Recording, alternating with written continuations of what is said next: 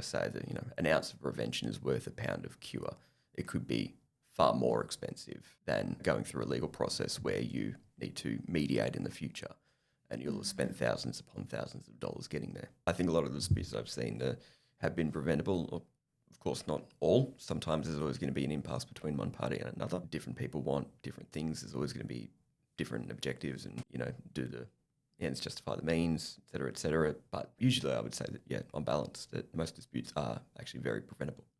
You come to a point where there might be one small matter, it kind of escalates and snowballs into a much bigger issue, and that escalates the conflict, and you always break it down and you kind of get both parties in a room eventually, if it ever goes that far, and you kind of see, well, one party is interpreting this contract in this way, the other one is that way, and you can clearly see, I can see why both of you would be at this impasse. The court system is not cheap, and the more expensive your claim and the more higher up the court is, if you're going to be in the county or in the Supreme Court of Victoria, the more expensive the filing fee is going to be. You're going to be having, you're going to be before judges. There's going to be very strict deadlines for filing and other key events, going through discovery, any interlocutory steps and pleadings, and the costs get pretty expensive pretty quickly.